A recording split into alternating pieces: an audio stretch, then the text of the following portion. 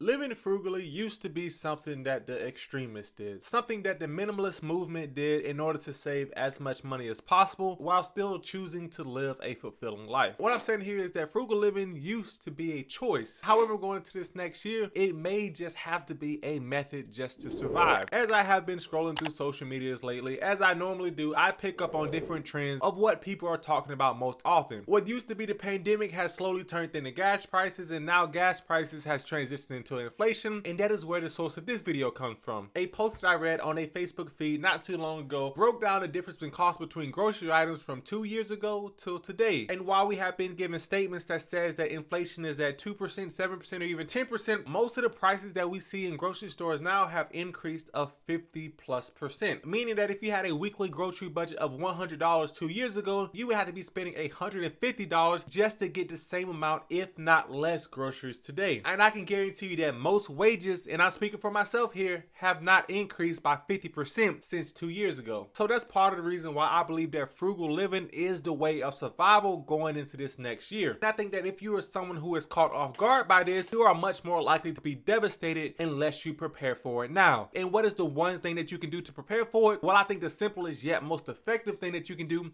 is simply create a budget. And I don't mean going out and buying some fancy software or learning how to use Microsoft Excel. All I'm saying is that at the bare minimum, write down exactly what you spend on a monthly basis. List all of your monthly subscriptions, whether that's gym memberships, Netflix, Hulu, or Spotify. Write down all of the cash outflows that you have on a monthly basis, and then after that, write down all of your sources of income. For many people, this may be W-2 income, and that's okay. And some people may have a few other side hustles as well, but the key to preparing for the future is first knowing where you are today. You have to know how much extra cash you have or could have if you decided to cut back. If you already have a monthly budget, or if you are already somewhat aware of where your money is going and you know that it is not where it potentially could be, then the very next step will be to start to cut expenses where necessary. I'm not trying to be some doomsday forecaster saying the whole economy is going to fail, but I would just like everyone who watches my channel or finds value in the videos that I post to be prepared in case anything happens. I am still a fairly young individual at 25 years old, so I don't necessarily remember the economic collapse in 2008. I was only 10 years old at the time, but from reading news stories about it and understanding the devastation that a widespread economic collapse can cause, I would just personally want to be as prepared as possible in case something outside of my control happened like that. Things can happen even if the economy isn't going bad. You can lose your job, you can be laid off, you can be outsourced, and if something like this happens, you don't want to have a bunch of extra expenses that you don't need and bills that you can't afford because your lifestyle is beyond your means. And I would definitely say if you're starting this process of cutting expenses, don't try to cut everything all at once, because that's a very quick way to give up on it altogether and then to rack up more expenses in the future. What I would recommend is to start slowly. Maybe cut that one streaming service that you don't use all the time, like Hulu if you already have Netflix, or don't get Spotify Premium and Apple Music Premium. Start to slowly cut it back so that you don't see such a jarring lifestyle change and you're not tempted to give up on it altogether. However, the most specific method that I found to be the most effective when trying to save or not spend unnecessary money is going to be by using buyer's remorse in reverse. How this works is when you get the temptation to make an impulse purchase, whether that's spending $50 or $250, what I want you to do is go ahead and put that $250 in another account. Whether it's a savings account, whether it's another account, put it in an account that you can't see on a day-to-day basis, and imagine yourself having that object for 1 week. And after a week goes by and you imagine yourself having that object and the high of you having it goes away, see if you will be happier still having that imaginary object or having the $250 in this example that you would have spent on it. If the answer after 1 week is that you would rather have the cash, then just transfer it back to your savings account and you don't have to go through the process of losing that money or returning that item. And if you still would rather have the item, then go ahead and buy it because you will more than likely get it anyway. By giving yourself a week to think about your purchases, you are going to let some of that impulsiveness subside and you're going to be more rational in your thinking of whether or not you should really spend this amount of money on that shiny object or whether you should be preparing for your future